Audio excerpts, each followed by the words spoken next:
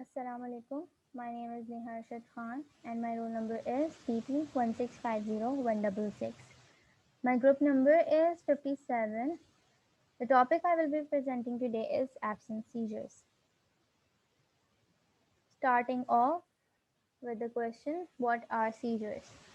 A seizure is a burst of uncontrolled electrical activity in the brain which causes temporary abnormalities in the muscle tone such as stiffness or abrupt uncontrollable movements such as twitching, altered level of awareness and behavioral changes.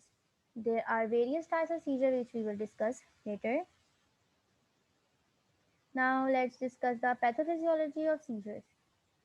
They may be due to any etiological factor which alters the integrity of the neuronal membrane, causing the cell to fire with increased frequency and amplitude.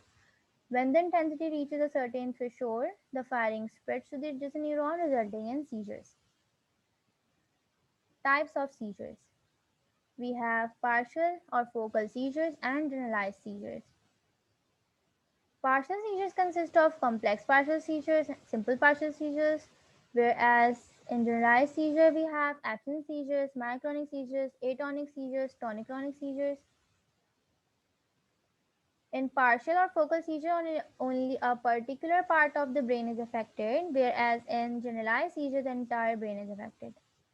Now, let us begin with my main topic, which is absence seizures.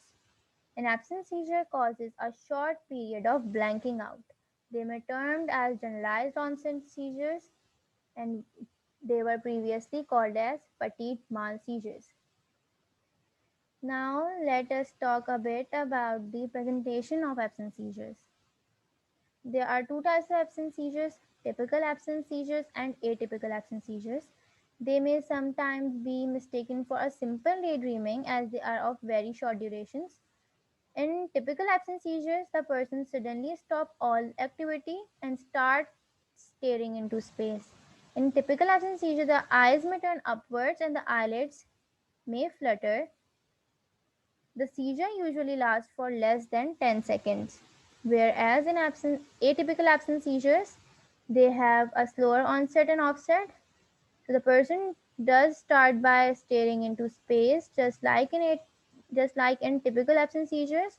However, there is also a change in muscle tone and abrupt uncontrollable movements such as fluttering of eyelids, smacking of lips, and rubbing fingers together, making weird hand motions. A typical seizure lasts for longer, up to about 20 seconds or more. How do we differentiate between absence seizures and daydreaming? Well, in the case of daydreaming, it is more likely to happen when the child is bored for a long period of time. It comes on slowly and can be interrupted, whereas in case of absence seizures, they can occur suddenly at any time and cannot be interrupted.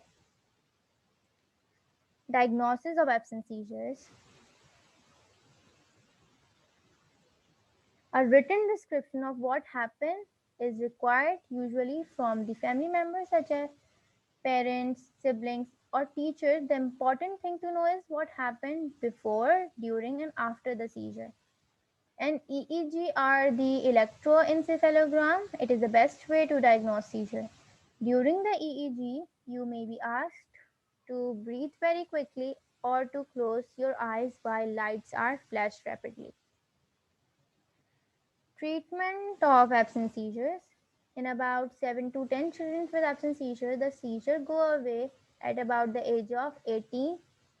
However, for others, certain anti-epileptic drugs are used. Most commonly used medications are valproate, ethosuximide, and lamotrigine. Let us discuss a case related to the absence seizure.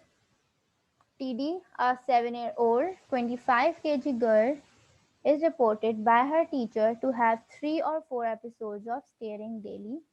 Each spell lasts 5 to 10 seconds. Although no convulsive movement occur, her eyelids appear to flutter during the episodes. She is fully alert afterward. TD's school performance is somewhat below average despite an IQ of 125. An EEG shows 3 per second spike wave activity. Typical absence epilepsy is diagnosed. Physical examinations and laboratory evaluation findings are normal, and no other positive findings are evident on the neurological examination. What drug should be prescribed for 3D, and how should therapy with this drug be initiated? Subjective, gender female, age of 7-year-old, weight 25 kg. Her chief complaint is occurrence of 3 to 4 episodes of staring lasting 5 to 10 seconds with the fluttering of eyelids. Objective, her EEG shows 3 per second spike wave activity. Her physical examination and laboratory evaluation findings are normal, and no other positive findings are evident on the neurological examination. So the child is diagnosed with the typical absence seizures.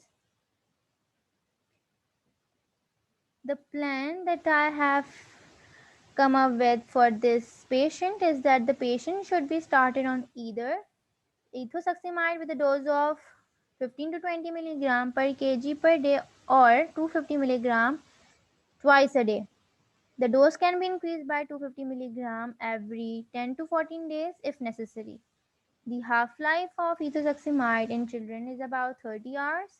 A delay of 10 to 14 days between dosage increment will allow the achievement of steady state concentration and to assess the response. If ethosuximide does not work, valproate can be used and the dose of initially 5 to 10 milligram per kg per day, then increased by 5 to 10 milligram per kg per day weekly. Before we end, I would like to point out some key points that have to be considered. First and foremost, the patient and her parents have to be educated regarding the importance of regular drug administration. They must be warned of non compliance, which is common in patients taking anti epileptic drugs. They may also have to be discouraged from rapid discontinuation of these drugs, as that may precipitate status epilepticus. The concept that the medication controls rather than cures the seizure should be strongly reinforced. It is also necessary to inform both the parents and the TD that a therapeutic response may not occur immediately. That's all. Thank you for listening.